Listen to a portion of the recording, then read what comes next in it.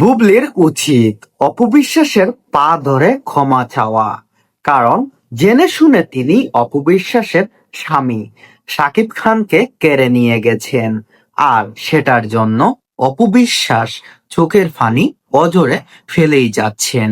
এটা কি কখনো সইতে পারবেন শবনম বুবলি? অপবিশ্বাসের এই কান্নার কারণ হয়ে থাকবেন শবনম বুবলি। মনে প্রাণে শাকিব খানকে ভালোবেসে সংসার শুরু করেছিলেন অপবিশ্বাস। তাদের ঘরেও একটা ফুটফুটে সন্তানেরও জন্ম হয়। সেই সন্তানের নাম ছিল আব্রাহাম খান জয়। যখন তাদের সংসারটা খুব ভালো এবং শান্তিতে সুখে শান্তিতে সংসারটা কাটছিল, তখন অপবিশ্বাস যখন প্রেগনেন্ট হয়ে পড়েন, তখন শাকিব খানের সিনেমার জন্য নতুন কোনো নায়িকার মুখ প্রয়োজন ছিল।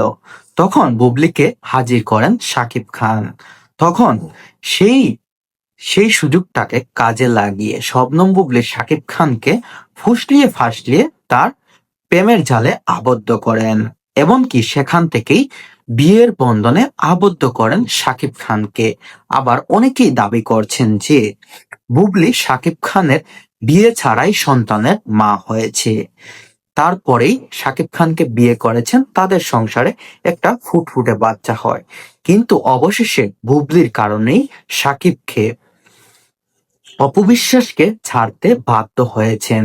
কিন্তু তখনও শাকিব খান আর পূজা চেরি দুজনের কেমিস্ট্রিটা সিনেমার পর্দায় খুব ভালো দেখাচ্ছিল। কিন্তু সেই ক্ষেত্রেও বুবলির কারণে পূজা চেরির কাছ থেকেও শাকিব খানকে সরে